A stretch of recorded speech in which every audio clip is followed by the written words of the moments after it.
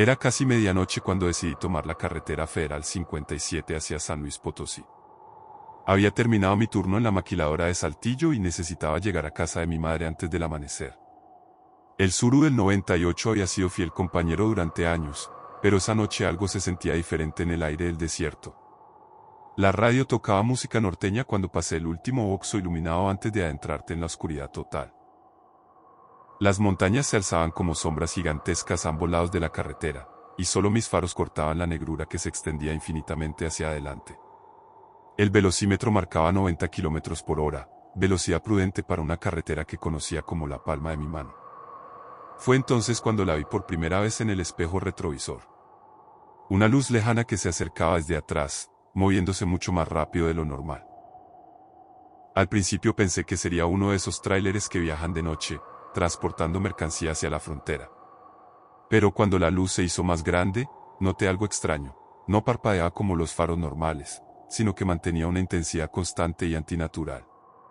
Reduje la velocidad instintivamente, esperando que el vehículo me rebasara pronto.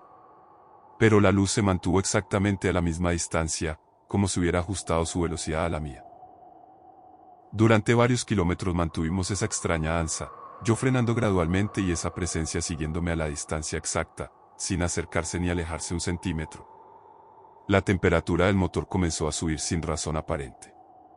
El indicador se movía lentamente hacia la zona roja mientras el aire acondicionado dejaba de funcionar. El calor del desierto nocturno se filtró inmediatamente al interior del coche, haciendo que el sudor empezara a empapar mi camisa de trabajo. Bajé las ventanillas, pero el aire que entró era extrañamente frío, como si viniera de otro lugar completamente diferente. Decidí detenerme en el acotamiento para revisar el motor. Activé las luces de emergencia y salí del vehículo, esperando que la misteriosa luz continuara su camino. Pero cuando levanté el capó y dirigí la vista hacia atrás, la luz había desaparecido completamente. La carretera se extendía vacía en ambas direcciones, sin rastro de ningún vehículo. El motor se veía normal, sin fugas visibles ni humo. Revisé el nivel del anticongelante y todo parecía estar en orden. Pero cuando intenté cerrar el capó, este se resistía como si algo lo jalara desde abajo. Tuve que usar toda mi fuerza para lograr cerrarlo, y el sonido metálico resonó extrañamente en la quietud del desierto. Al subir nuevamente al coche, noté que la radio había cambiado de estación por sí sola. En lugar de música, emitía un sonido constante y monótono, como el zumbido de un motor muy lejano. Cambié manualmente las estaciones, pero todas transmitían el mismo ruido perturbador. Finalmente decidí apagarla y continuar el viaje en silencio. Los siguientes 30 kilómetros transcurrieron sin incidentes.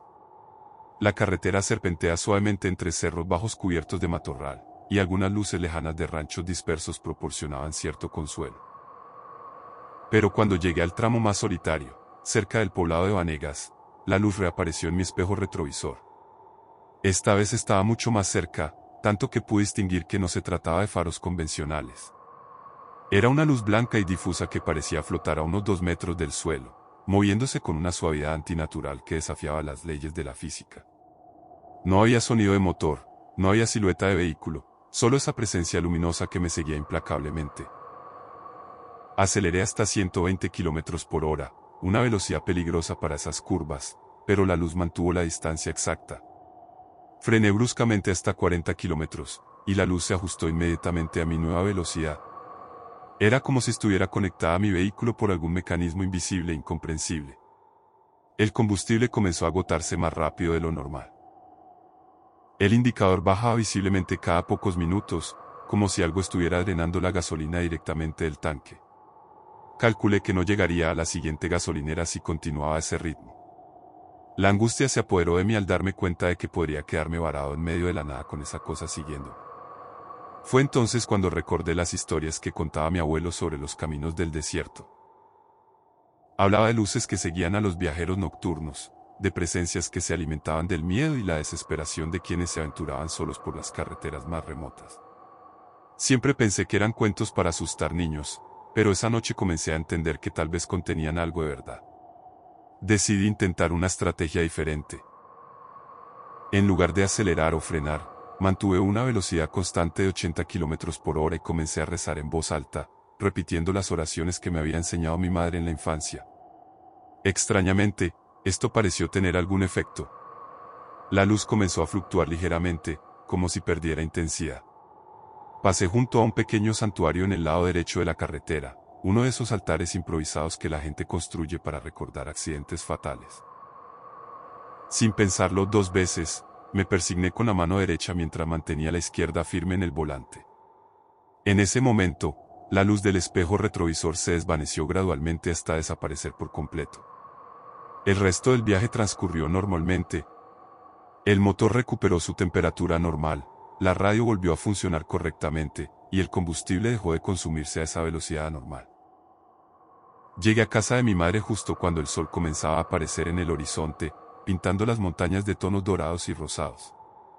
Nunca le conté a nadie lo que había experimentado esa noche. ¿Quién me habría creído? Pero desde entonces, cada vez que debo viajar por carreteras solitarias durante la madrugada, llevo conmigo una pequeña estampa de la Virgen de Guadalupe y mantengo siempre una oración en mis labios. Porque sé que en esos caminos oscuros del desierto mexicano, no todos los que nos siguen son de este mundo.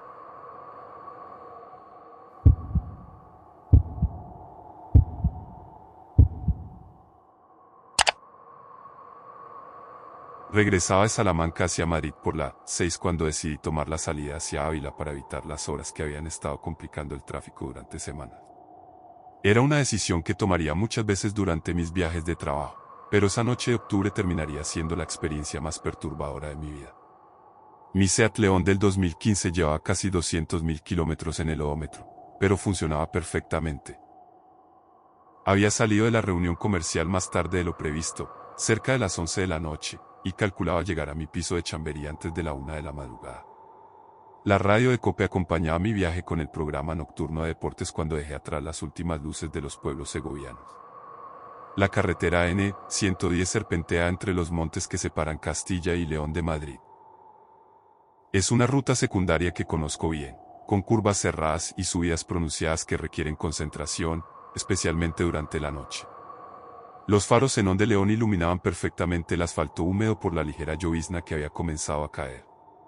Fue después de pasar Espinar cuando noté el primer detalle extraño. En una curva especialmente cerrada, mis faros iluminaron brevemente una figura junto a la carretera. Parecía ser un guardia civil de uniforme, de pie cerca de la barrera de protección, pero cuando volví la vista para confirmar lo que había visto, no había nadie allí. La carretera estaba completamente vacía. Pensé que habría sido un reflejo de la lluvia en el parabrisas o quizás un poste de señalización que había confundido con una persona. Reduje la velocidad por precaución y continué conduciendo, pero no podía sacudirme la sensación de inquietud que se había instalado en mi pecho. 20 kilómetros más adelante, en otra curva pronunciada, volví a verlo. Esta vez estaba más claro, un hombre vestido con el uniforme verde de la Guardia Civil, con el tricornio característico, parado en posición firme junto al quitamiedos. Pero cuando pasé el punto exacto donde debería haber estado, nuevamente no encontré a nadie. El asfalto brillaba húmedo bajo mis faros, sin rastro de presencia humana. Mi corazón comenzó a latir más fuerte. Detuve el coche en el arcén y activé las luces de emergencia. Bajé para revisar los alrededores, pensando que tal vez había sufrido un deslizamiento o que alguien realmente necesitaba ayuda. Pero el silencio era absoluto, roto solo por el goteo de la lluvia sobre las hojas de los robles que bordeaban la carretera. Volví al vehículo y revisé mi teléfono móvil. No había cobertura en esa zona montañosa, algo normal para esos parajes remotos. Decidí continuar con más cuidado, manteniendo una velocidad de 60 km por hora y prestando máxima atención a cada curva. La tercera aparición fue la más perturbadora. En una recta larga que precede al descenso hacia Guadarrama, la figura apareció directamente en medio de la carretera. Esta vez pude verla con total claridad. Era un guardia civil mayor, con bigote gris y expresión seria, que levantaba la mano derecha en señal de alto. Sus ojos reflejaban la luz de mis faros con una intensidad que no parecía natural. Frené bruscamente, haciendo que el león patinara ligeramente sobre el asfalto húmedo. Pero cuando el coche se detuvo completamente, a escasos metros de donde había visto la figura, no había absolutamente nada frente a mí. La carretera se extendía vacía y silenciosa, con solo la lluvia creando pequeños charcos en el asfalto. Bajé nuevamente del coche, esta vez con la linterna del móvil encendida. Revisé minuciosamente la zona donde había visto al guardia civil, buscando cualquier evidencia de su presencia. No encontré huellas, no había señales de que alguien hubiera estado allí. Pero al dirigir la luz hacia los árboles del lado derecho, noté algo que me heló la sangre.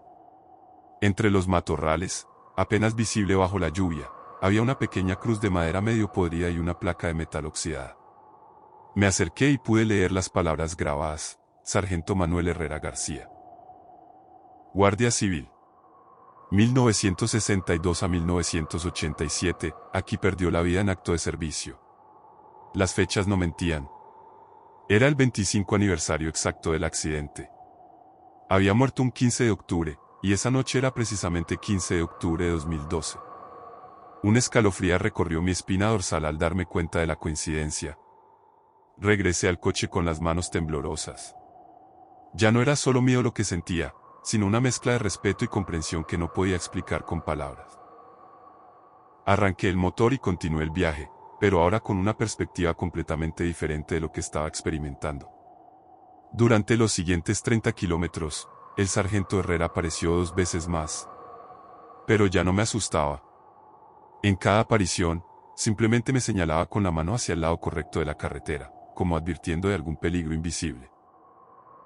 En una ocasión, siguiendo su indicación, reduje la velocidad justo a tiempo para evitar una gran piedra que había caído de la ladera y bloqueaba parcialmente el carril. En la última aparición, cerca ya de la incorporación a la M607, el guardia civil se acercó al lado del conductor. Por primera vez, parecía sonreír ligeramente. Levantó la mano derecha en un saludo militar respetuoso y después señaló hacia adelante, indicando que el camino estaba despejado. Bajé la ventanilla y, sintiéndome casi ridículo pero necesitando hacerlo, murmuré: «Gracias, sargento. Descanse en paz». La figura sintió una vez con la cabeza y se desvaneció lentamente, como niebla dispersándose con el viento. El resto del viaje hacia Madrid transcurrió sin incidentes. La lluvia cesó, las carreteras estuvieron despejadas, y llegué a casa exactamente a la hora que había calculado. Pero esa noche no pude dormir, pensando en lo que había vivido y en las implicaciones de esa experiencia. Al día siguiente investigué sobre el sargento Herrera en internet.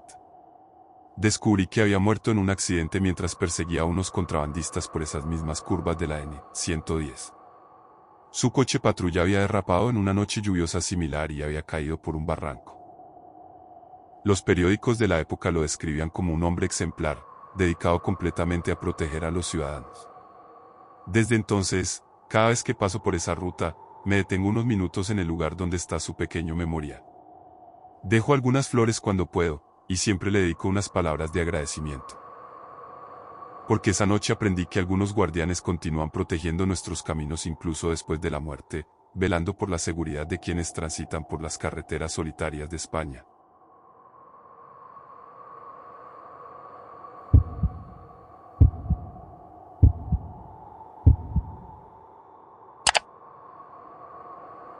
Salí de Guayaquil hacia Quito por la vía 35 pasadas las 10 de la noche, después de cerrar un negocio de importación que había demorado más de lo esperado. Mi Chevrolet Aveo del 2018 estaba cargado con muestras de tela que debía entregar en la capital antes del mediodía siguiente. Era un viaje que había hecho cientos de veces, pero esa noche de noviembre se convertiría en una experiencia que cambiaría mi perspectiva sobre lo que es real y lo que no. La radio Canela FM acompañaba mi trayecto con salsa y merengue mientras dejaba atrás las luces de la ciudad porteña. La Panamericana se extendía frente a mí como una serpiente negra que atraviesa las montañas andinas, y calculaba llegar a Quito alrededor de las 4 de la madrugada si mantenía una velocidad constante y no hacía paradas largas. El primer tramo hasta Milagro transcurrió normalmente. El tráfico nocturno era ligero, compuesto principalmente por camiones que transportaban banano hacia los puertos y algunos buses interprovinciales que cubrían rutas nocturnas. Los cultivos de arroz y cacao se extendían a ambos lados de la carretera, creando un paisaje monótono bajo la luz de los pocos postes de alumbrado. Fue después de pasar la troncal cuando comencé a notar algo extraño. En el espejo retrovisor apareció un par de faros que mantenía exactamente la misma distancia que yo, sin importar si aceleraba o reducía la velocidad. Al principio pensé que sería algún conductor con sueño que había activado el control de crucero, pero cuando reduje considerablemente la velocidad para permitir que me rebasara, el vehículo también disminuyó su marcha. Durante los siguientes 50 kilómetros mantuvimos esa extraña sincronización. Yo cambiaba de velocidad constantemente, pasando de 90 a 60 kilómetros por hora, pero los faros traseros se mantenían siempre a la misma distancia. Era como si hubiera un cable invisible conectando ambos vehículos, forzándolos a moverse en perfecta armonía. La preocupación se convirtió en alarma cuando intenté detenerme en una gasolinera Primax cerca de Azogues. Activé la direccional con suficiente anticipación y comencé a reducir la velocidad para tomar la salida, pero cuando miré por el espejo retrovisor, los faros habían desaparecido completamente. La carretera detrás de mí estaba absolutamente vacía, sin rastro del vehículo que me había estado siguiendo durante tanto tiempo. Llené el tanque y aproveché para estirar las piernas y comprar un café en la tienda de conveniencia. Le pregunté al despachador si había visto pasar algún vehículo en los últimos minutos, pero me aseguró que yo era el único cliente que había llegado en la última hora. Esto me resultó extraño, considerando que había visto claramente los faros siguiéndome hasta momentos antes de entrar a la estación. Al retomar la carretera, los faros reaparecieron inmediatamente en mi espejo retrovisor, como si hubieran estado esperando pacientemente mi regreso. Esta vez decidí intentar una estrategia diferente. En lugar de cambiar constantemente de velocidad, mantendría una marcha constante y observaría detenidamente el comportamiento de mi misterioso acompañante. El ascenso hacia Biblián me obligó a reducir la velocidad debido a las curvas cerradas y la pendiente pronunciada. Los faros traseros se mantuvieron a la distancia exacta, ajustándose perfectamente a cada cambio de dirección y velocidad. Pero lo más perturbador era que no podía distinguir la forma del vehículo. Solo veía las luces, flotando en la oscuridad sin silueta aparente. Fue en el tramo entre Azogues y Cañar donde la situación se volvió verdaderamente inquietante. Decidí detenerme bruscamente en el arcén para obligar al otro conductor a revelarse. Puse las luces de emergencia y salí del laveo, esperando ver pasar el vehículo misterioso o al menos identificar quién me había estado siguiendo. Pero cuando me volví para mirar hacia atrás, no había absolutamente nada. La Panamericana se extendía vacía y silenciosa en ambas direcciones, iluminada únicamente por las escasas luces de las poblaciones dispersas en las montañas. El viento frío de la sierra me golpeó el rostro, llevando consigo el aroma a eucalipto y páramo que caracteriza esas alturas. Regresé al coche confundido y algo asustado. Revisé los espejos minuciosamente antes de arrancar, pero la carretera permanecía desierta. Arranqué el motor y continué el ascenso hacia Cañar, pero no había avanzado ni 2 kilómetros cuando los faros reaparecieron exactamente en la misma posición. Esta vez decidí ignorarlos completamente y concentrarme en la conducción. La carretera se volvía más sinuosa a medida que ganaba altitud, y la niebla típica de los páramos andinos comenzó a reducir la visibilidad.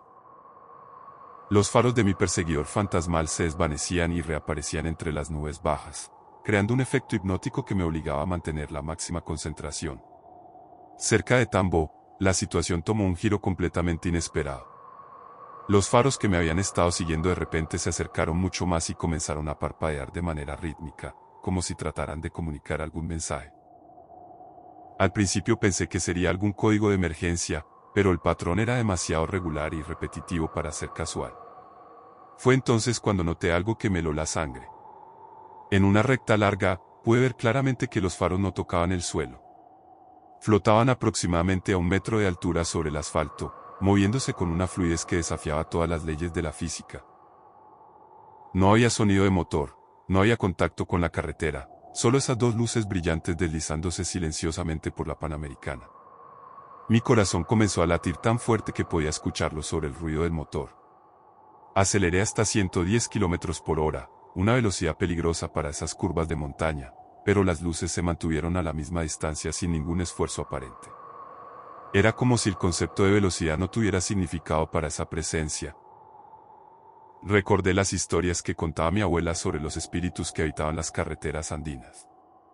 Hablaba de viajeros que habían muerto en accidentes y que continuaban recorriendo los mismos caminos, especialmente durante las noches de luna nueva.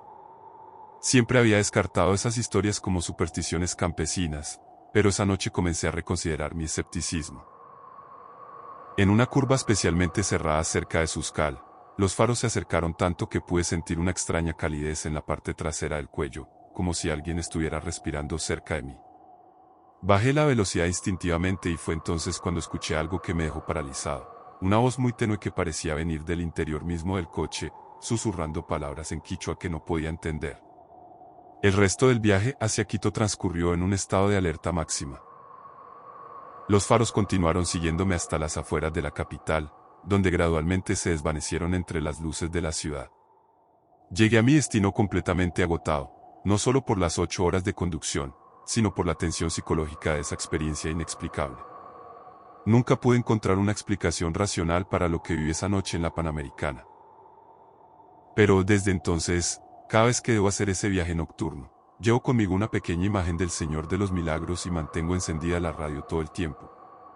Porque aprendí que en las montañas del Ecuador, especialmente durante las noches sin luna, no todos los que viajan por nuestras carreteras pertenecen al mundo de los vivos.